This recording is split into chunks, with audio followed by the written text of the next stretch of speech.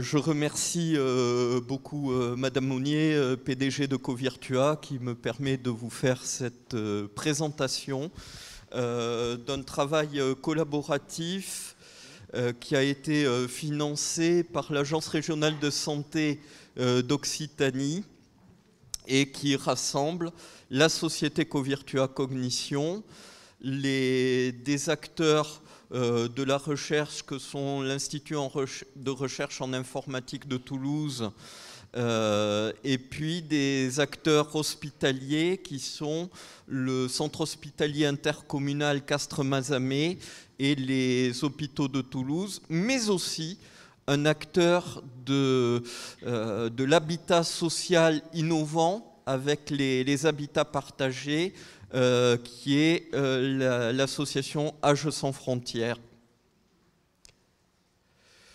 Donc, quel est notre contexte ?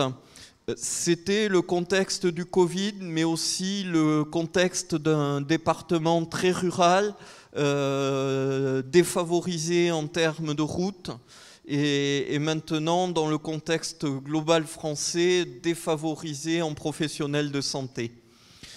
Donc, l'idée, c'était de permettre à des personnes âgées, qu'elles soient à domicile ou dans des habitats partagés, de pouvoir continuer à bénéficier d'une rééducation cognitive optimale malgré l'éloignement. Donc, le principe, c'était de ne pas se limiter à une rééducation avec des outils logiciels, ludiques, sympas et tout, mais uniquement lors de la séance avec le rééducateur, mais d'aller vers la possibilité pour le thérapeute de prescrire des séances de rééducation adaptées sur des outils à haute accessibilité pour des personnes situées dans leur domicile, qu'elles aient un aidant ou pas. Et donc l'un des aspects vraiment très innovants de ce projet, c'est que l'aidant est inclus. Et inclure l'aidant, c'est pas juste dire « Ah ben on va vous demander votre avis ».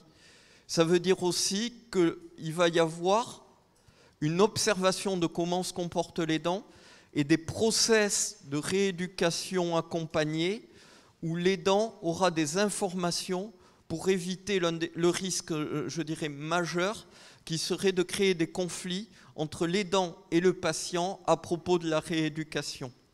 Donc le thérapeute prescrit des outils, le logiciel, grâce à l'intelligence artificielle, à l'apprentissage machine, va être capable de détecter notamment les erreurs pour éviter que les gens deviennent fous et donc leur proposer des solutions et permettre une rééducation dans une grande liberté où quelque part le patient sera attiré pour faire ces exercices de rééducation, il ne sera pas forcé de les faire. Quand il sera fatigué, il pourra arrêter. Donc, si nous voulons voir les retombées, c'est moi qui ai failli tomber. Donc, c'est déjà la retombée principale, c'est d'avoir un outil opérationnel dans 2 ans. Il aura été testé en conditions réelles dans le bassin Castres-Mazamet grâce à l'intervention de l'équipe mobile du docteur Marie-Noël Cuffy et de tous ses rééducateurs, mais aussi en collaboration avec l'association Âge sans frontières, qui met à disposition une psychologue dans ses habitats partagés. Cette psychologue va pouvoir mettre en place les programmes, mais derrière, ce seront des non-professionnels de la rééducation qui accompagneront les habitants des habitats partagés pour faire leur rééducation. Voilà, je vous remercie. Je pense que vraiment, moi, je remercie vraiment la société Covirtua Cognition parce qu'ils nous ont permis de faire un vrai projet qui soit à la fois un projet de rééducation, excusez-moi, je suis gériatre, mais je suis médecin de médecine physique et réadaptation à l'origine, mais aussi un projet pour les patients et leurs familles, vraiment dédiés, accessibles. Et probablement, on apprendra des choses pour la vie de tous les jours aussi. Je vous remercie.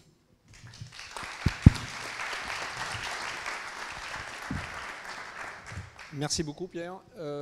Juste une chose, est-ce que vous commencez un petit peu à tester le dispositif durant la période de SSR et les accompagner sur les sorties ou c'est mis en place directement? Alors, donc, là, dans notre protocole, les gens vont utiliser l'outil de rééducation Covirtua, ça existe déjà en tant qu'outil de rééducation avec le thérapeute. Et c'est la prolongation de cet outil et son adaptation pour permettre l'interséance. C'est-à-dire, par exemple, il y aura le lundi, il y aura la rééducation avec le thérapeute, et puis mardi, mercredi, ils feront sur leur tablette à la maison. Jeudi, il y aura la deuxième séance hebdomadaire de rééducation, et puis hop, ils continuent jusqu'à lundi. Ce qu'il faut savoir, c'est qu'on fait de la conception centrée utilisateur, donc avec une démarche itérative, puisqu'on parle là-dedans. Et donc, on a fait un cahier des charges avec l'équipe de rééducation du Dr Cuffy. Mais derrière, on va avoir une version bêta qu'on va tester, non pas avec eux, mais avec des équipes du CHU de Toulouse, pour être certain qu'on n'ait pas de biais lié au fait de faire tester par les gens qui ont donné les idées. Merci beaucoup, Pierre. Maintenant, j'appelle